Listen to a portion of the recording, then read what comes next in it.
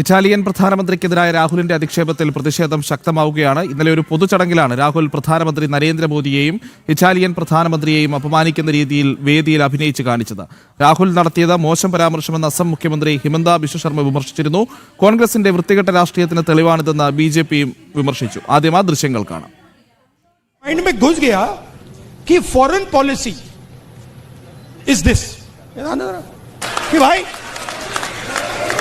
Foreign policy का मतलब imagine the ignorance foreign policy.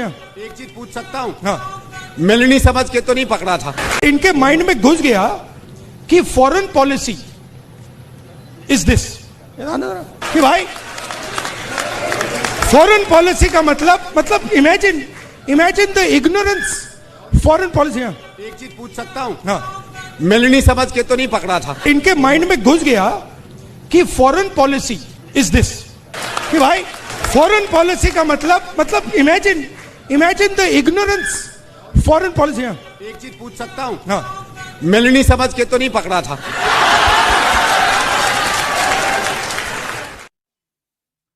വിവരങ്ങളുമായി ടി.എസ്. ആദർശ് ചേരുന്നുണ്ട്. ആദർശ്, രചനാത്മക കോൺഗ്രസ് എന്ന് പറയുന്ന കോൺഗ്രസിന്റെ ഒരു പോഷക സംഘടനയുടെ പരിപാടിയിലാണ് ദൗർഭാഗ്യവശാൽ രാജ്യത്തിന്റെ പ്രതിപക്ഷ നേതാവായി പോയൊരു മനുഷ്യൻ ഇത്തരത്തിലുള്ള ഒരു ലൈംഗിക അധിക്ഷേപം തന്നെ നടത്തിയത് എന്നുള്ളതാണ് ഏറ്റവും പ്രധാനപ്പെട്ട കാര്യം. ഒരുപക്ഷെ അത് രാജ്യത്തിന്റെ നയതന്ത്ര ബന്ധങ്ങളെ പോലും ബാധിക്കാവുന്ന രീതിയിലേക്ക് കാര്യങ്ങൾ പോവുകയാണ്. ആദർശ്,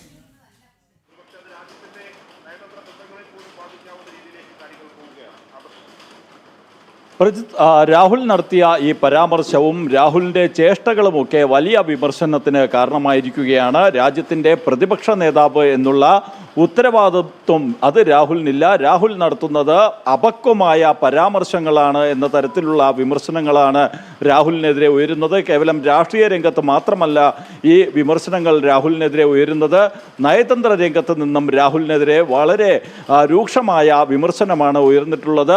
അസം മുഖ്യമന്ത്രി ഹിമന്ത ബിശ്വ ശർമ്മ രാഹുലിനെ രൂക്ഷമായ ഭാഷയിൽ വിമർശിച്ചു.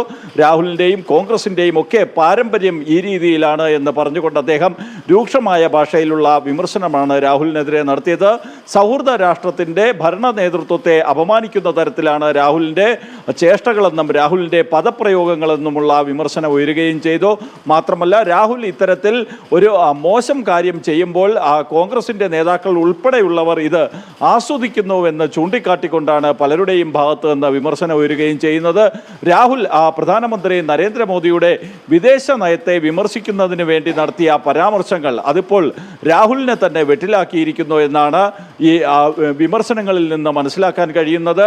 രാഹുലിനെതിരെ വിമർശനം ശക്തമാകുമ്പോൾ കോൺഗ്രസ് ആകട്ടെ ഇതിനെ പ്രതിരോധിക്കാൻ കഴിയാത്ത അവസ്ഥയിലാണ്. കാരണം കോൺഗ്രസിൻ്റെ തന്നെ ഒരു പൊതുപരിപാടിയിൽ കോൺസ്റ്റിറ്റ്യൂഷൻ ക്ലബ്ബിൽ നടന്ന രചനാത്മക കോൺഗ്രസ് കൺവെൻഷനിലാണ് രാഹുൽ ഈ രീതിയിലുള്ള ഒരു പരാമർശം നടത്തിയിരിക്കുന്നത്.